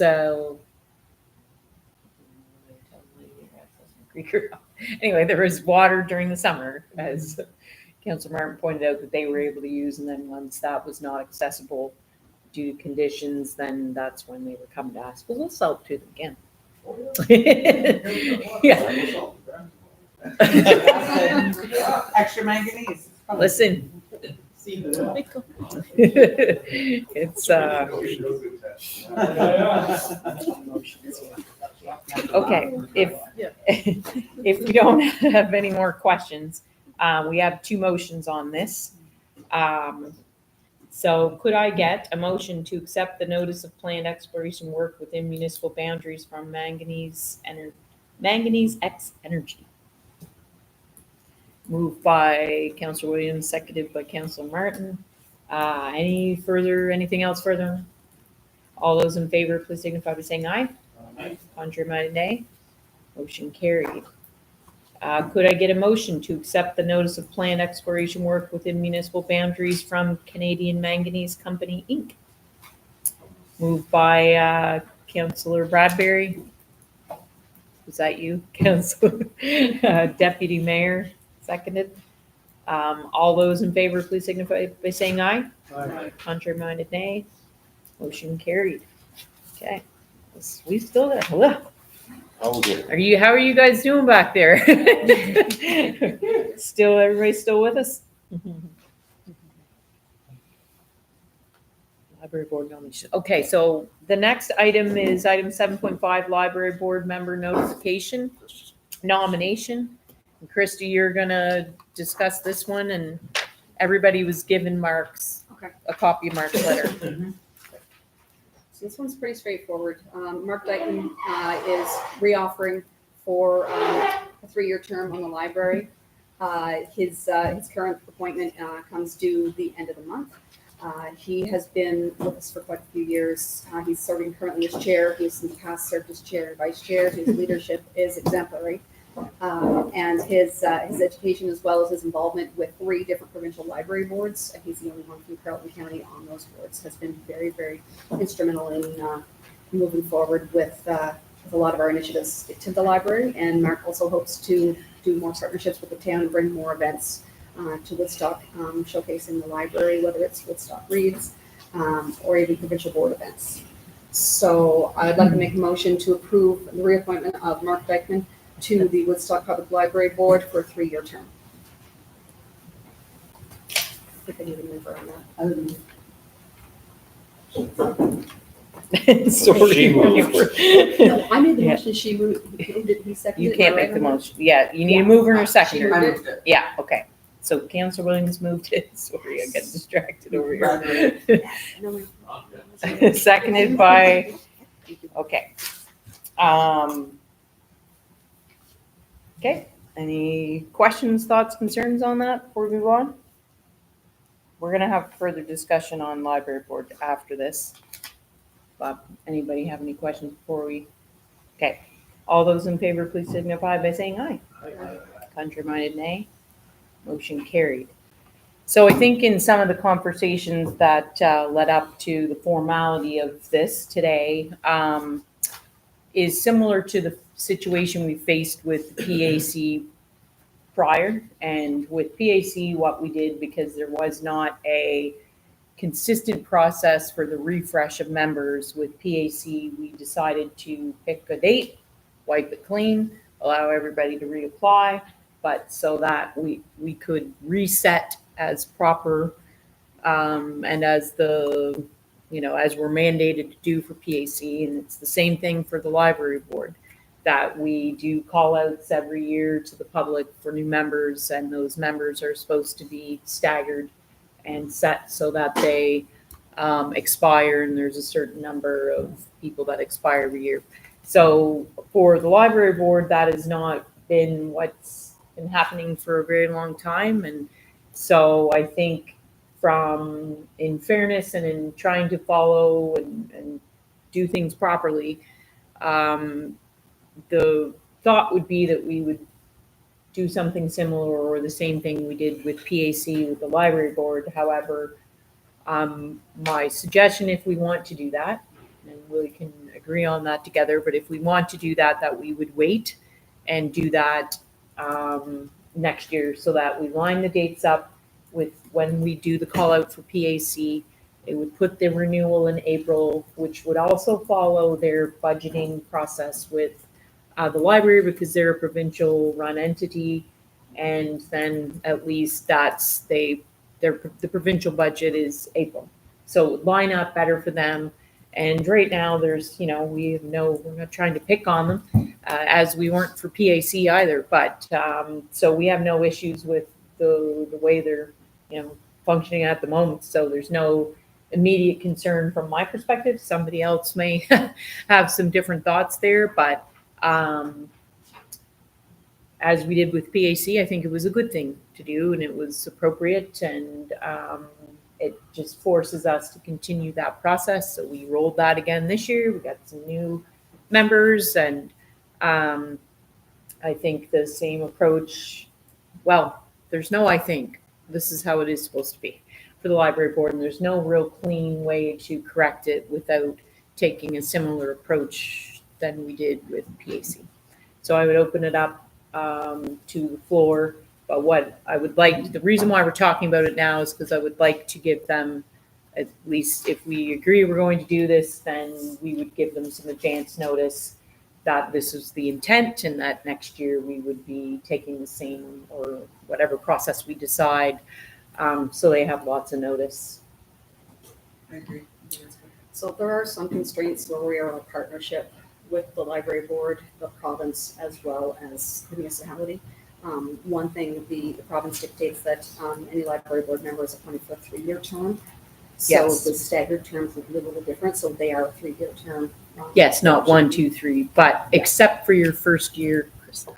Okay. When I read it Yeah. over, I didn't see that. Yes, you have, that's the reason why, the only way we can fix it is to start new you have So like to, you said with PAC, you only Yes. do one the first year, and then if you Yeah. for then it's 3. yeah, because you've got to get at this staggerability. There's no way to, or we can reset the library board all encompassing every 3 years. But in any case, I think when I read it and the approach is on any board is you stagger so that you have a certain amount that is refreshing every year rather than a full board. The terms right now, they are refreshing. I've got them in front of me, and they're not all expiring at the same time, so there is some staggeredness there already. The other thing with the library board, traditionally, they have relied on having people there who have been in the positions for a long time and do have the seniority and do have the understanding. They've also had a hard time getting people to come and volunteer for the library and to stay and to benefit for that. So I know that there is some concern. I'm excited about highlighting the library and supporting it and getting the boards involved now too, to bring more people in and to show a lot more of the town support as well as bringing everybody into that spotlight. So I'm excited for that, but I know that there is some trepidation there as well. I get there's hesitancy. Change sometimes is hard, and we have never called out for the public, as far as I know, in a very, very long time. So that's the reason why you do that. They may be fearful for no reason, because they may put it out there and have 10 or 15 people volunteer, and they don't know that. You don't know unless you try. But right now, it is our due diligence to ensure they are doing that. That's our role with the municipality in providing them a building for free. So from my perspective, I get that there's some hesitancy, but we have to force this at some point. And probably, again, the way we did it with PAC was just to start fresh so that we can get the clock working the right way. So it's that, or we can figure out a way they're going to have to do it amongst themselves. We're going to have to approve how that goes down. I think that also, I'm trying to remember if it was in the board constitution or the province laws stating that the library board would review candidates and recommend them to to council for approval. Yep. So putting the call out, getting that voice out, I think is going to be instrumental in Yeah. highlighting and supporting our library. And I know that the board is going to be very active in seeing what's coming of that. But we do want to make sure that we do support them and that they are at as much capacity as they can. I think they have to have 6 to 9 members listed there for a medium to large size library. You can't have more than 9. It's Maximum. minimum of 3, Minimum their of bylaws 3. state Yeah. 6, maximum of 9. Yeah. And I think it's worth pointing out that Councilor McCartney and I have met Yeah. with the chair and the secretary of the library to discuss what we want to do, and there's some processes to work through, but they're generally aligned with the intended outcome. Again, it's not, chances are, as with PAC, most of the original members will land back on the board, but we've still got to do things properly. So, and I think it's important to give the public the opportunity to participate. So that's my stance on it, but I don't make the decision. So I guess we need to, Public next year. Yeah. And anybody that wants to sit on the library board, those candidates will be coming. But we can receive them, right, on the library board. well, I think technically the way it looks like it's written right now, they would review it and make a recommendation to us, similar to what the PAC group just did. They just acted like what the few of you did on a committee did in a selection committee. Just asked her if you wanted to sit on the PAC, they didn't put names to go to the PAC committee to submit to us. No, I know. I know. Yeah, So that is part of the debate we're having to try to just Yeah. nail down the regulations about which way the process works. Yeah. But if we do the nomination committee, we've committed that the library chair will be on that nominating committee. If they do it, our counselor will be on the nominating committee. So Yeah. either way, there will be representation for both groups, on the Oh, yeah, nominating no committee. problem. Yeah. I just thought that we're thinking you're leaning towards all the names would go to the library committee. They would yeah, no, I pretty much think, send them to us for us to pay. Yeah. and in any case, I think we'll, Send it to us. well, because should get hopefully some new faces at the And table align and, the terms, Yeah. because right now they're coming on and off all Yes. times Oh, of the year. yeah. So So, they'll have the next yes. role yeah, no matter what. yeah, we're trying to get all the terms lined up so that they're not just It kind of a will- willy-nilly wherever in the year, so. But I think, Mark, the takeaway on that is we've got time to sort out the exact process. The biggest thing is, are we in agreement essentially that we would proceed that way so that we can let them know, because they would like to know, I think, how we're going to proceed so that they can be aware and prepare and, Yes. I'm in agreement. So Yeah. I'm just looking at the province's recommendation. I think it's the province that states that the recommendations submit people to the board members, not to council. So the recommendations, we put the call out to the general public for looking for calling volunteers for the library board and interests so that we can get representation from a lot of the outside boards, which I don't know that we necessarily have right now. And then the recommended names submitted go to the board itself. And since I'm on that board, I would be there as a representation of council to look over the names that are submitted going forward. so I think, Mark, similar, What I'm getting at, Yes, I know. you had I hear you. people on a board and roping up names, and you get 10 names, like 3 new ones plus the 7 on 3 off, those 7 are the ones that are decided, probably gonna be the 7 at the back. but we still decide. At the end of the day, it still comes to council. They're going to make a recommendation to us. I think what would maybe help with that, Mark, is criteria that we gave the committee for the PAC that we created together. Here's the criteria we're looking for, as in the same thing. You're trying to look for force spread from people from multiple wards, so that needs to be a strong consideration in your criteria. Time served, like that, we're encouraging new members so that we look, because even when we did it tonight, the scrutinous was maybe let's shorten the term on the individual that's been on there the longest. And so I think that we should offer them criteria so that they can put that out there. And then at the end of the day, they're going to make their recommendations back to us, and it gives us an opportunity to ask questions. Councillor Martin would be, or McCartney would be part of those discussions on their board side as well. And we still get to see the full Yeah. nomination list. So if they only recommend their own 7 people, we could be like, no. I think the library I just, would, I think you're putting them in a position to have to do it. it's the province's. Yeah, I'm rules not sure do that, yeah. I don't always agree with the problem. I know. Because it is such a partnership, there are a lot of different moving parts for this one. It's a weird way to do something. But Yeah. if the library board got like double the people that they needed, I think they would be ecstatic. That the interest is there and that the support is there and that the community is there. You never know, but then whatever, somebody hears something, Yes, might they, know. they might. Don't know. We felt the same way with PAC. We had no idea, right? We were like, well, this could be all or nothing. Or, This year, we had even more than last. yes, yeah. So I think the more it becomes a normal thing, then the more interest you're going to draw from the general public. And yeah. Okay, so Laura, did we have a motion around this? We didn't really necessarily We just need need. to It was like You just need to ask the question. Oh.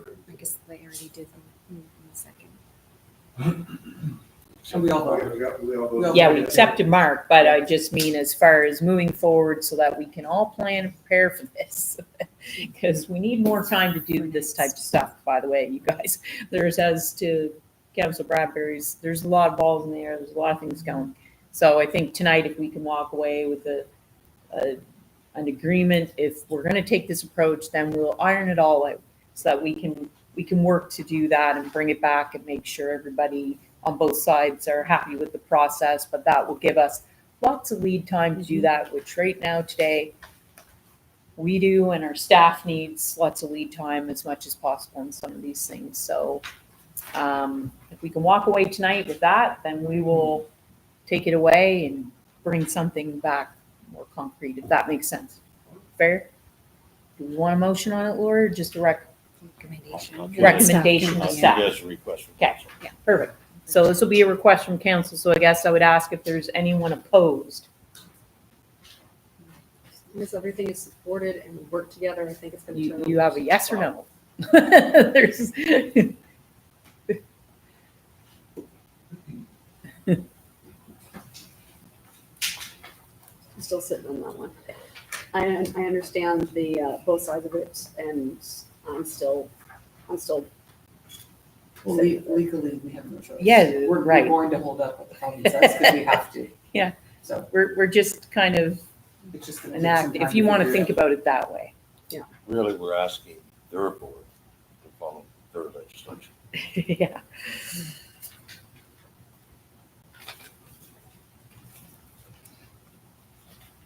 Okay, but in any case, it's a unanimous or not, maybe not quite unanimous Majority. majority.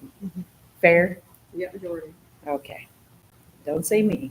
This is not a me thing, but anyway, we will move on. So that's on your list, permanent list now until we get that and figure that out. Okay, so we will move on to Strategic. item 7 points. We have one additional too, don't we? Yeah. Okay, I think this one can be fairly quick. Item 7.6, strategic plan implementation. So I think does everybody have a copy of this, Laura, in front of them? Yeah. Okay. So if you remember, way back in October, 1st of October in 2023, we had sought to look for a consultant that could help us with strategic planning services, which we really truly felt were necessary. We still all do feel that's necessary. And unfortunately, back when the budgeting process was happening, we were denied the submission of the coverage to provide the funding for this out of the reform The first funds that request. were available. But with provincial, when they announced the budget at the province, they also announced that there were some additional funds for reform, and we jumped on that quick and reached out. I had Jennifer reach out and ask them the question, what would be still available and would this qualify? And they had actually already in advance looked at municipalities that had asked for things that qualified, but they didn't have the funds for, and they had already preemptively planned to come back and approve them. So we were approved for funding this, and Jennifer has confirmed that we've received that funding this month. So we are basically good to go. So tonight, the question is simply, are we still all good with this? The only additional thing that hasn't been answered is there was an additional proposal of 5,000 that for the implementation plan, which I think is probably good for us because again, staff is maxed. Everybody's busy, and anything more we can get these guys to do to progress this forward, the better. So it was an additional. We didn't put it in our initial request, but we've received additional funding above and beyond. So Jennifer has confirmed if we'd like to do the additional 5,000, and you guys can see that on page 4 if you want to look under the optional item. We're good to go with that. So that would be the one thing we'd want to maybe confirm. And if you want to do a quick blur through of the plan, this is with the one that we had narrowed down to and submitted was with Stantec. So there's looking, and again, this is to help us along using our municipal plan, which at least the update's timely. But basically a strategic planning exercise to help guide us through the next 5 years and help us develop strategic plans that are in line with our municipal plan, but that are a little more in-depth and specific. And we had some really good conversations in an open session last fall around recreation, and really we have not moved the needle on that too much. We were hoping that this session would help us kind of sort through some of the gaps and some of what is, based on our municipal plan and based on the feedback from all of us, the issues and concerns we have and the finance capabilities, what should our strategic plan be? So they're suggesting the quick work plan is the startup meeting, then data collection, which again is looking at understanding trends and issues of the past 5 years so that they can look forward. Targeted interviews, so that will include us and other stakeholders, and then stakeholder identification, which they'll meet with all of us as a group. They'll meet with all of the directors and the higher level staff as a group, and then we will work to there'll be working sessions and with, I guess, really most of the staff, but then also seeking input from stakeholders and the general public. And then they will take all of the information they get from all of us and help us draft a strategic plan, which they'll sit with us to review. We will finalize it, and then they will help develop an implementation plan, which will actually identify very specific targets with financial options and take it to that degree for us. So with where we're at today and really the lack of the ability for us to do this in-house, we just do not have the staff with the kind of capabilities to do this. Every municipality really has to outsource this for the most part. A lot of municipalities did this last year because they jumped quickly on funding opportunities. We sought funding for other areas and kind of surpassed the maximum, but I would say we're a little behind in where I wish we were with this, because this would help us make some good decisions moving forward. So I think it's necessary. I don't know, CIO, do you have any comments? I think it's necessary. It's going to be a time commitment. Yeah, even it to will. prepare it. But I do believe we need one. Just for clarity, I don't know if will this help in maybe get our industrial park and use that, like get the development going, like This will help us define if that is Important. part of our. So this strategic company priorities. would work with our development officer. Well, this company is going to look at trying to collect enough information to determine if that is indeed a priority of everyone, is to make sure that that area gets developed.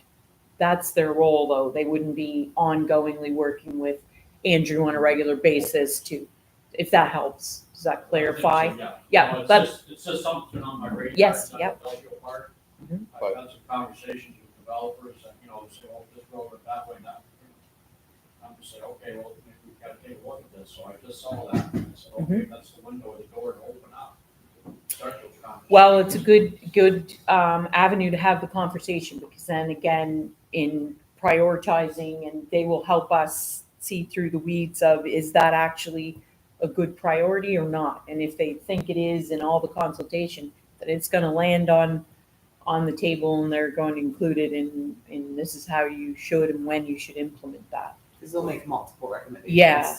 Or Yeah. they'll offer You gotta to do remember a that. sub-consult on. Yeah, they may offer to sub-consult with us after the Consult fact on it. That part of it. You sit on the doorstep of the I-95 Yeah. corridor, 10 to 8 million plus people, right? So. Yeah, and just so you that is know, some nice tax bases. Yeah. Wow. This I'm just com- saying, but- this company has good insight into that, Jeff, because this company in combination with another did the one for the Regional Service Commission. It was extremely well done, but they've already got a good handle on our whole region and our area. So they already identified some, and I thought what they produced was really good, because it did dig some stuff, some fluff stuff out that just said, look, this is just not maybe where you need to be striving. And then in other areas, they're like, why haven't you focused here? And all the feedback and looking at everything. So I think it's a good avenue to bring those conversations to the table and see where it falls in the grand scheme of things at the end. Does that make sense? Anybody else have any questions? I mean, Jennifer's showing good budget stuff in the financials right now, so we're trying to add a little bit of. Well, we're allowed to do it for free, essentially, so I don't know why we wouldn't. It's free. So is everyone in agreement to, as per Jennifer, we've got the extra 5, so we'll ask them to do, the recommendation is to recommend that staff proceed and engage them with the contract and help us get rolling. Fair? You want a motion on that, Laura? Nope, we can do Okay. just the recommendation. to So staff. anybody opposed? Before we assume it's a majority, okay? Awesome. It's exciting. Okay, we had that one additional one, item 7.7, so you guys have in front of you the, I'm just gonna do this one. I'm gonna still go over both. Sure. So if you recall back in, did we have that date down here when we did that originally, Laura? It was last September. Last September, we deemed the 1992 fire pumper surplus and also a 2013 Dodge Ram 1500 surplus. So per rules, once we deem something surplus, we sell it. But staff has asked for us to reconsider that for both.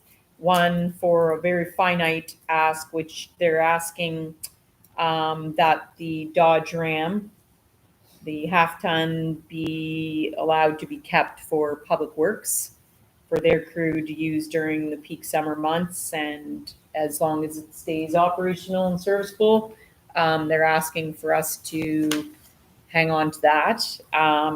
They've also asked for us to let them use the fire pumper for the summer.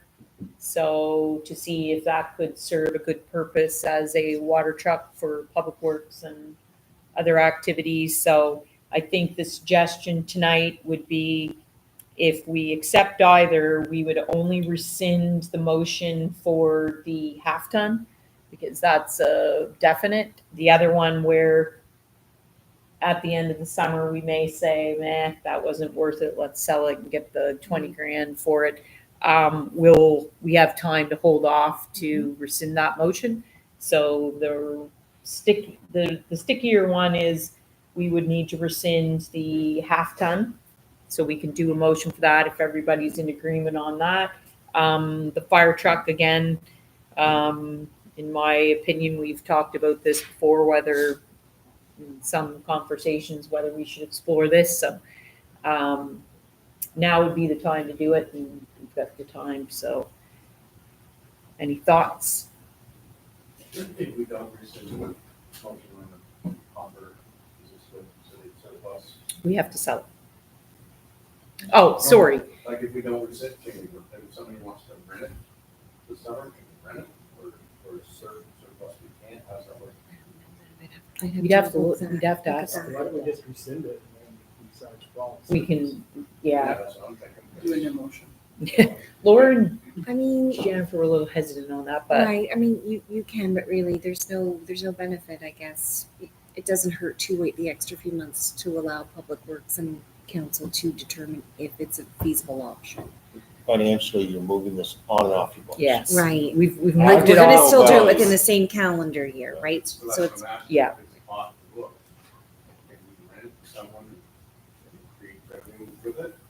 I will. confirm that I with think we Jeff. probably can. Yeah. Because we, Because I know we talked yeah. about that, like it Mhm. might be. Yeah. a street there for someone, so.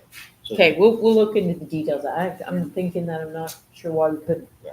but And- let's. and either be way, sure. we're I gonna just have I to just don't label know it, for sure. dedackle That's- it, Yeah. take the lights and siren off, and put the yellow Yeah. lights on it. So, I can't Yes. leave that on, sorry. Put the yellow lights on it. Yeah. Yes, all that equipment's still on it. Well, because essentially we were gonna offer We were it gonna to sell it as a fire truck. truck first, right? But And then the idea is to take this season to do proof of concept, doesn't make sense to keep it. anyone opposed to either? Are we good to? Greg, can you use them? You just tell us what you need for it. So I think what Laura would like to see us do is just make one motion tonight. Right. In And regards to I will the- call that motion right now. So could I get a motion to rescind previous motion number 2023-177, motion for Woodstock Fire Department half-ton, where council declared the 2013 Dodge Ram 1500 vehicle to be deemed surplus for sale purposes, as council now wishes to reallocate said vehicle to Public Works for alternate use. Moved by Councilor Leach, seconded by Deputy Mayor. Any other questions, thoughts, concerns on that one? All those in favor, please signify by saying aye. Aye. Contrary minded, nay. Motion carried.